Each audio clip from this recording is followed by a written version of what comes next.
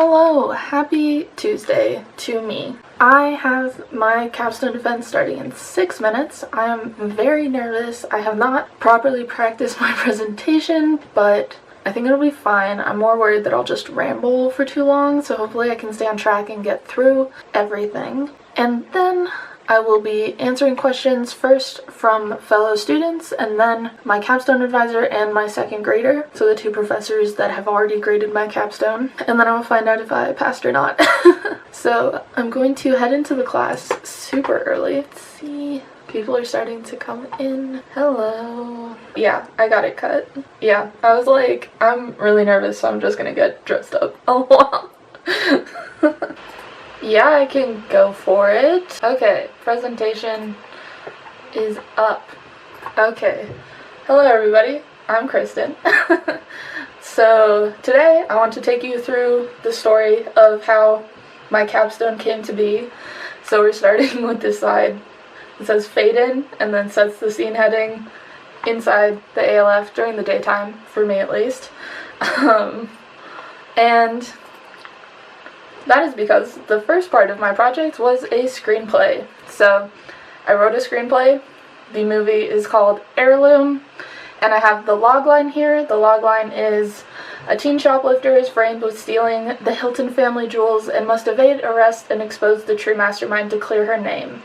So it's a bit of an action film, a little bit of a whodunit, and one of the main outcomes of my capstone was actually just to learn how to write a good screenplay, and part of that is developing this logline that has a dramatic premise in it, which is sort of the irony of a shoplifter being framed with a theft that she didn't actually do, which I then developed into a plot arc. So you can see there's a lot going on in the visual on this slide, but I'm not going to go through all of it. Generally, I just wanted to touch on the structure of a screenplay, which I learned through reading a couple of different books. So one of the main paradigms in screenwriting is the 3-act structure, and this was popularized by a very famous screenwriter named Sid Field, and he sort of talks about how there are 3 acts. The first one is about the first quarter of the movie, the second one is the middle half of the movie, and the third one is the last quarter of the movie, and he mainly focuses on the plot points. So you can see plot point 1 and then plot point 2, and how these are major turning points where the direction that we think the story is going changes in some major way, and then for the end of the first act, this sort of sends them into the main arc of the movie, that first plot point, and then at the end of the second act, this shift or change in direction sends us towards the conclusion. But this is a very broad structure, and especially leaves a lot open in the second act, so I complemented this with the writing of another person who wrote another book on screenwriting. There are a lot of books on screenwriting, but so there's a book called Save the Cat, which has a much more granular approach to structure, and that's where some of these smaller events come from, such as the B plot being introduced and hitting rock bottom, and also the purpose of the midpoint.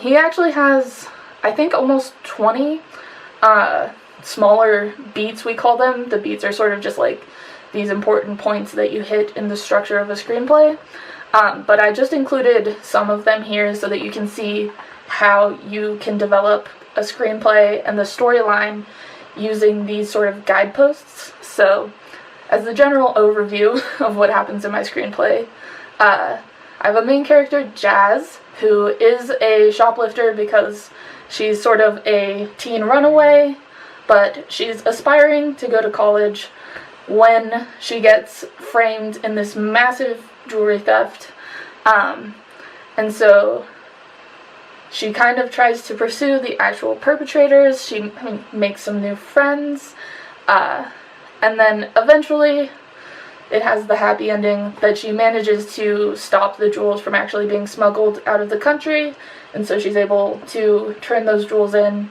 and clear her name. Yeah, so that's the general plot line. can definitely take more questions on that if people are interested. So, the reason that I was writing a screenplay was because I wanted to think about how gender is portrayed in film, and how can we really portray gender better in film.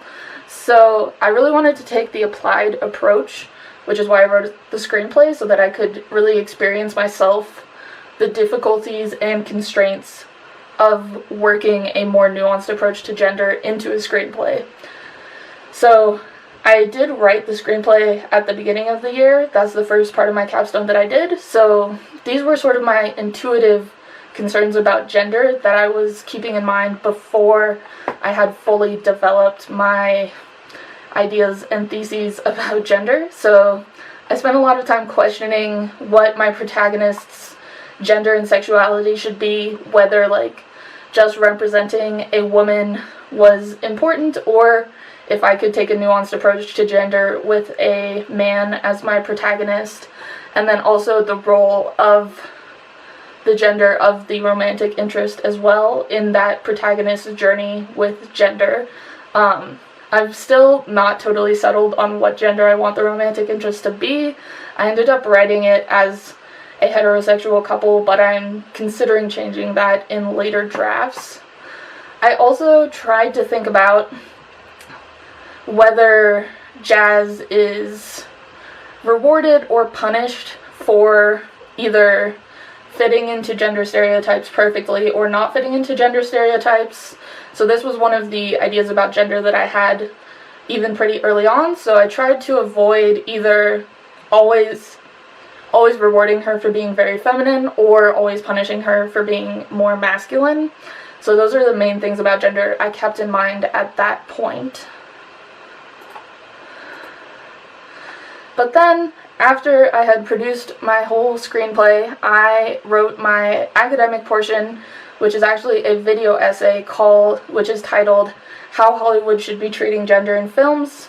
And then this is aimed at a popular audience, so something I would be able to put on YouTube, and so likely aimed at people who are somewhat interested in feminism and or film. And so for this, I kind of tackled the problem by first recognizing how gender is currently treated in film and why people think this is actually something we need to care about. The first thing is that in general, there are less female characters being shown on screen. Most movies that are made have a majority male cast. And then another thing is that gender nonconformity is almost exclusively a punchline.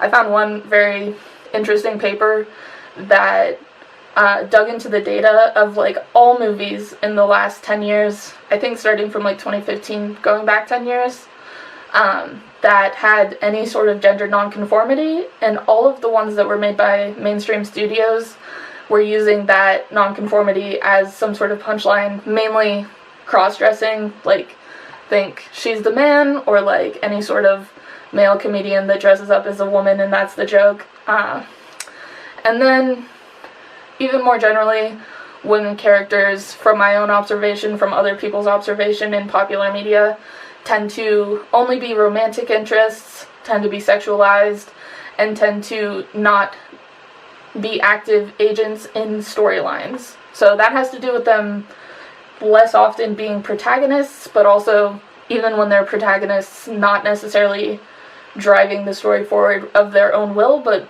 often being more reactionary. And so one of the ways that we currently use to identify a film that is doing gender well is the Bechtel Test. I'm assuming some of you have heard of it, but just in case you haven't, there are 3 qualities that the Bechtel Test uses to identify whether a film is sexist, basically, and they are that if it has all 3 of these qualities, we say it's not sexist. So if there are at least 2 female characters with names, and second, that 2 female characters actually speak to one another, and third, that the topic of their conversation is not a man. So the majority of movies do not pass this test, and so it's sort of a good heuristic we have at the moment, but I really think it's not good enough anyways. So for how to illustrate that the Bechtel test doesn't do enough, I think Sucker Punch is a great example of a movie. It passes the Bechtel test. It has mostly women as like the main characters, but all of the female characters are very sexualized. They're always wearing very skimpy outfits, even in like action and fighting scenes where it's not realistic. And also the main character, whose name is Baby Doll, which in itself I think barely qualifies as her having a name. The main character, it doesn't really have, or her agency is questionable in that all of her choices are driven by a quest or advice given to her by an older man. So we don't necessarily see that she's like choosing everything for herself. It's painted a lot more like it's all up to fate in a way, which I think is philosophically something films can do, but it's a little discouraging to see that being done to women often.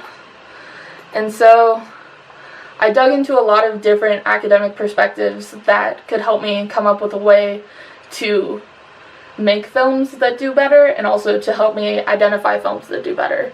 So obviously I first went into feminist film theory. The main lens here is called Sanae's Psychoanalysis, which is basically using Freud's psychoanalysis in film, and they tend to find that women are seen as like objects in the film to enable men to like fulfill their Oedipal complex.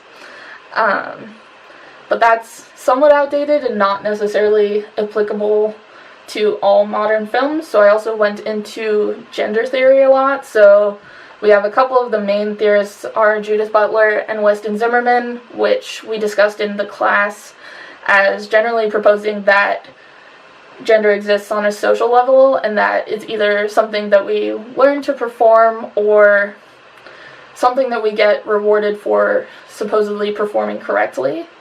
I also went into sort of both the category of woman and the category of man separately. So I read a bit about the origins of the patriarchy and sort of the economic basis for the commodification of women, as well as the metaphysics behind gender categorization and how most attempts to define woman have been exclusionary in some way because the experience of women is so diverse.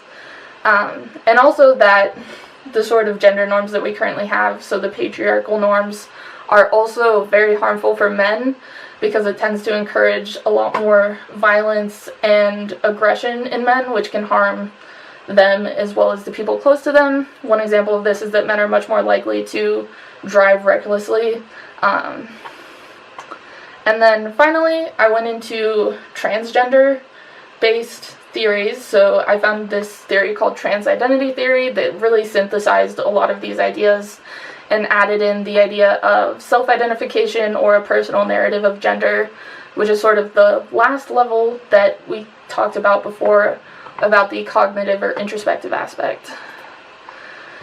And so from all of these, I came up with 3 proposals.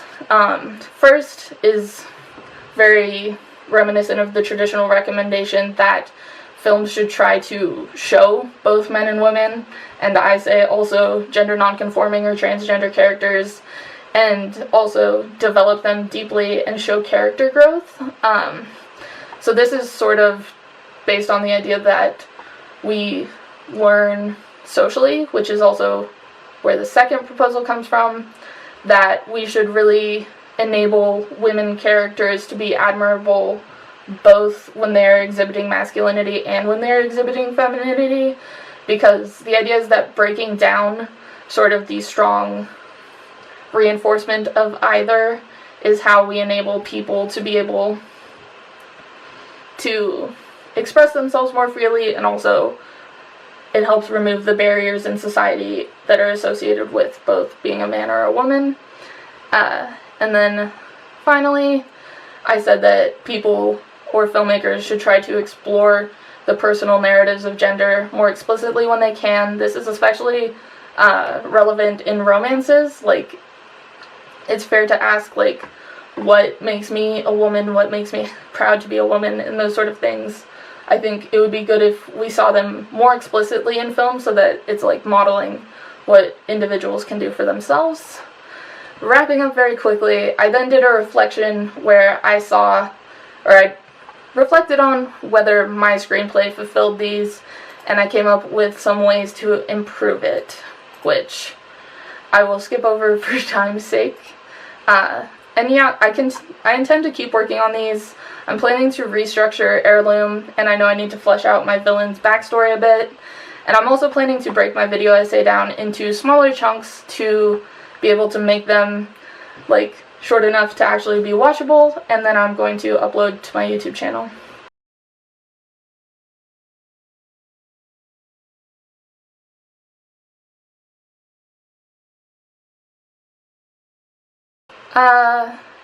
Yeah, so, let's see. A few of the things are, I wanted to explore her romantic interest a little bit more and add in some of that reflection upon her own gender identity into that.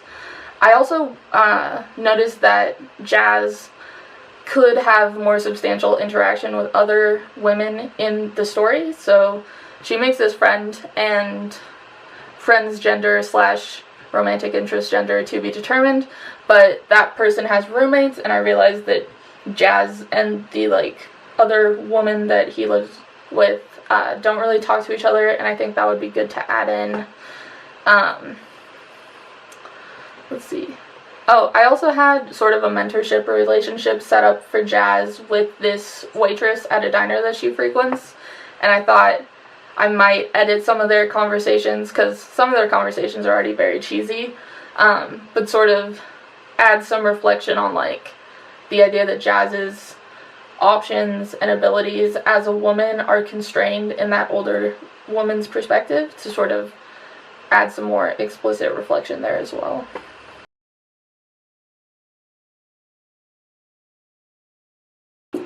Yeah, I mean, part of it is just, like, personally, I'm more interested in / excited about exploring a queer relationship for Jazz. I just wasn't sure if that would overpower the rest of the storyline, but having written it, I think, like, their relationship is much more of a friendship that starts to head in a romantic direction towards the end, and so I think it might be good to show. I think it wouldn't be, like, too overt to, like, taking attention away from the main plot to make that a queer relationship.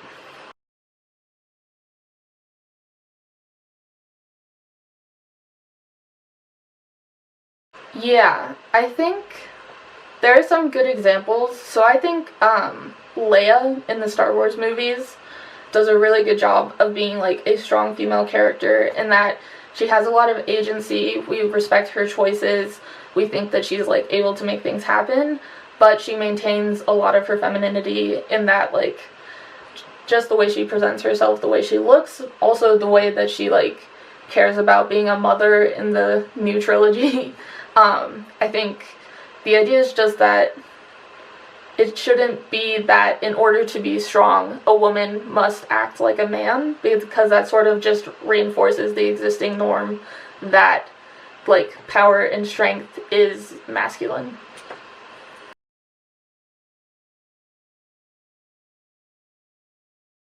Yeah, okay, so I guess the main reason is just because I was both more excited about and more worried about finishing the screenplay. I didn't want that to be the last thing I tried to do, because I knew that I'd be more burnt out and make more excuses, because it's, like, the creative portion that Minerva grading doesn't care about as much, so I thought putting it first just made it more likely that I would actually put fair effort into both aspects. I did initially intend to do more research before I started, so that's why the main ideas I had in mind were, like, coming from Butler while I was actually writing, and then a lot of the nuance came in later. But for me, it just, like, I needed to write that in the first semester to feel like I was on track to get everything done.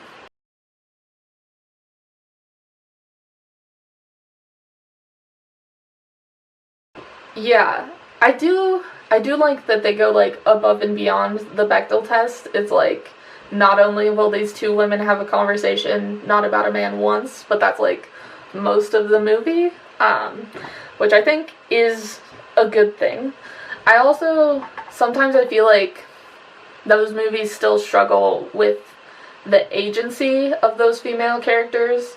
That's the main thing I take issue with, and yeah, it sort of depends on the movie and depends on the characters, but the main thing I think, like, mere representation isn't enough.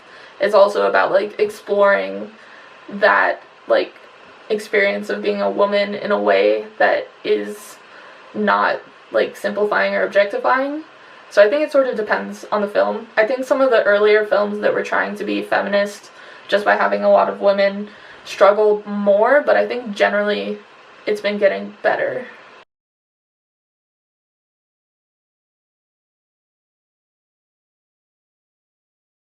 Yeah, so actually what I was hoping to do with the screenplay was show that a movie doesn't have to be about gender to treat gender really well, and that this screenplay can fit, like, sort of all of the criteria for a mainstream success, which includes being, like, action. Action is what is produced the most, it's what makes the most money, but I really wanted to show that you could be the kind of movie that Hollywood would say can make money, and still also deal with gender in a nuanced way that does a lot more justice than I think most action films.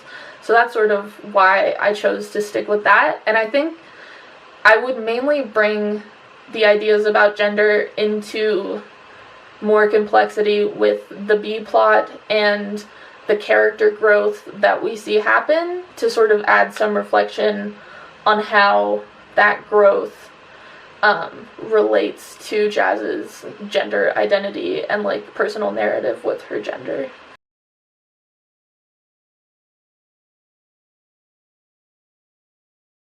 Yeah, it is mainly based on American movies. I focused mostly, like, explicitly on the American industry just because the cultural practices in different, like, major movie hubs, like in India, I couldn't possibly hope to tackle in this single project. So I don't really know the data or these sort of trends in other places so well, but I do think it is fairly true to, like, America and most of Western Europe.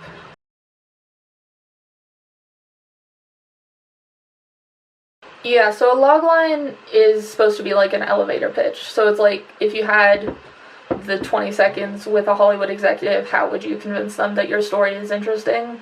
So it's mainly supposed to include the dramatic premise, which is sort of like what causes the action of the film to start. Like, what is it that puts this, like, normal person in a unique position to, like, seek a particular goal? That's sort of how I would describe what the dramatic premise is. So the logline is just supposed to summarize that in a sentence. So it kind of has a few component parts. It's a bit formulaic, but that's the general gist.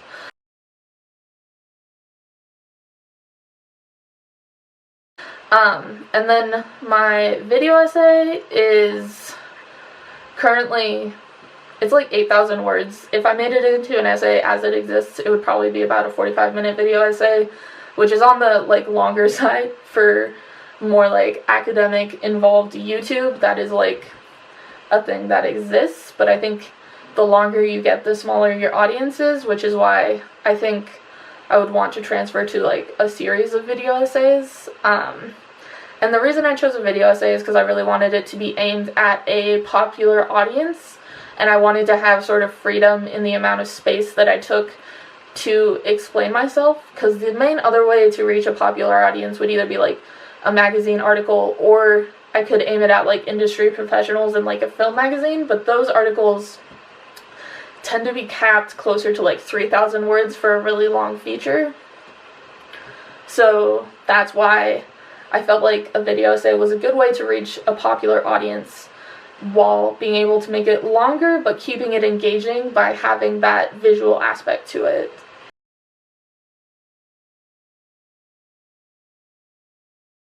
Yeah, so the main thing I struggled with is in my research, I started out really broad, and like the directions I thought I would end up going farther down didn't necessarily pan out. I think it would have been helpful to try to find someone who is already sort of an expert in this, somebody who's already thinking about this to help point me in the right directions, because I think I spent a lot of time just trying to like figure out where I should be going. I guess also I think,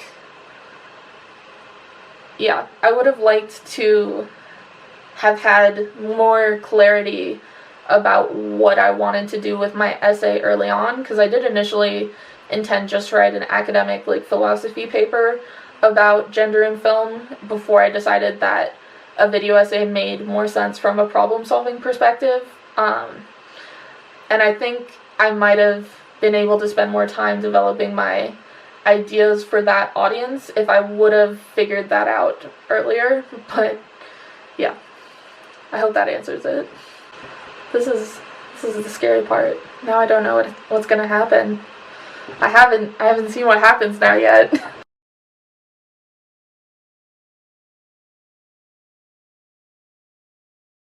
I mean, I didn't get too far into that, because, oh, that's interesting, because the feminist film theorists that use psychoanalysis that I read didn't really bring that up,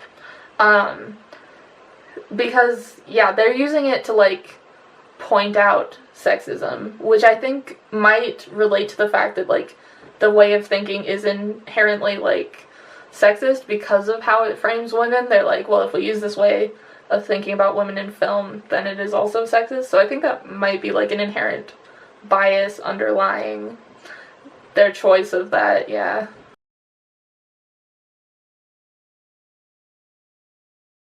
Yeah, I think that's a good point. At one point I wanted to bring in sort of, there is data that the number of movies practicing the Bechtel test has gone up dramatically. And so I think because of that is why now we can be even more critical of the ones that do pass. Yeah, I intended to include that data, but then I did not have time.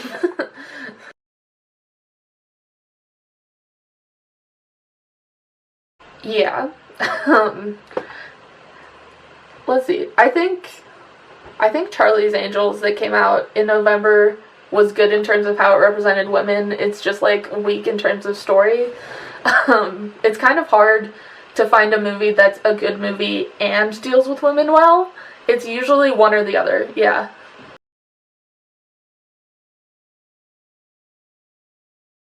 Yeah, I personally think Ocean's 8 did pretty good at both. Like, I think it got a lot of, like, negative criticism because people were just, like, mad about feminism. But I think that it actually did, like, a pretty decent job of, like, those women characters being interesting and deeply developed, especially the main two. And then also, I thought it was a fun movie. I thought it was pretty good. I thought the storyline was pretty decent.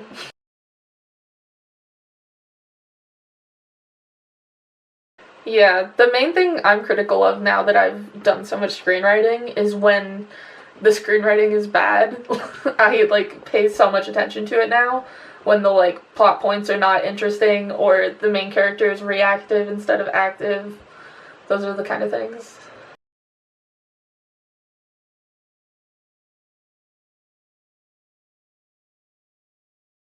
Yeah, so there's a few things I think of. First, I intentionally wrote the screenplay without addressing a race for any of the characters because I really wanted to try and develop them without any of my own biases getting in the way, but I intended to go back and try to insert some diversity in some of those perspectives later.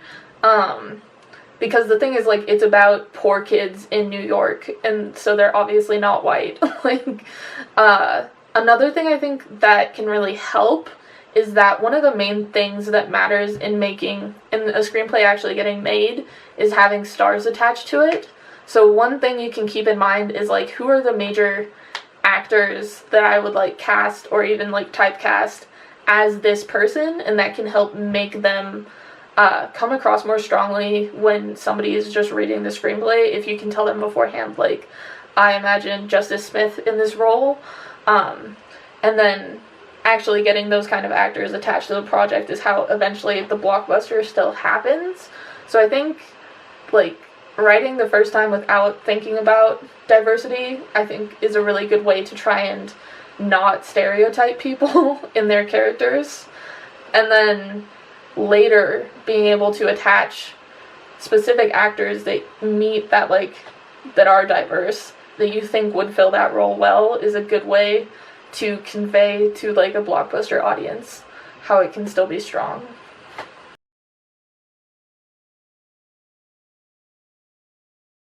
Yeah, so one of the tricks is actually, like, the inspiration for the title of the book, Save the Cat, which is that you should try to ingratiate your protagonist to your audience, like, immediately by having them do something altruistic, basically. So having them, like, save a cat from a tree, even if it has nothing to do with the plot. That's how you get people to, like, get suddenly very invested in their character, because we're like, oh, that's a good person, I want good things to happen to them. And so I think using some things like that are sort of like ways to show that the character, regardless of whatever category they fit into, is like what people would call a good person, is how you can help kind of bridge that divide and build that empathy.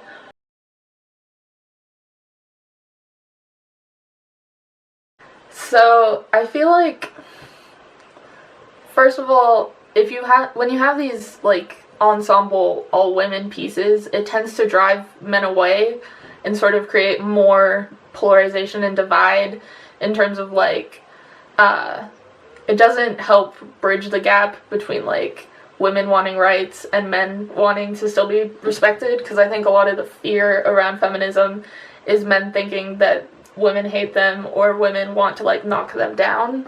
So I think that's why I think having a balance of both and still exploring masculine characters is important. I think it's also important to show that those men can be feminine and, like, occasionally do things that are more feminine and still have, like, good outcomes. Like, I think adding more nuance to masculinity is really important, especially in action, actually, because, like, action films and violence are, like, one of the things that continue to reinforce the kind of, like, toxic masculinity that exists.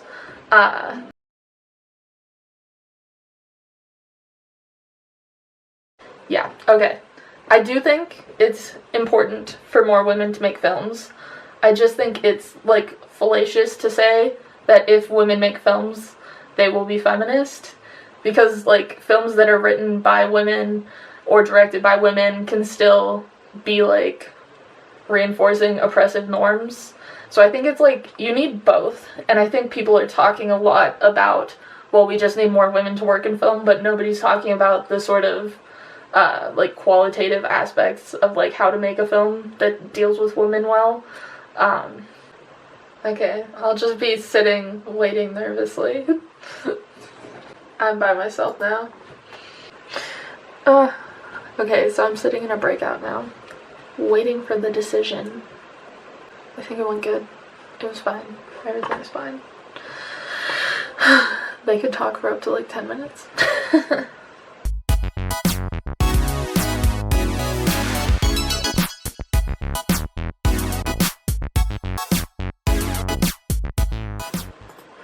Wow.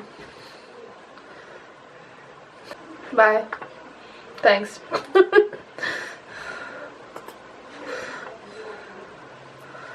I passed.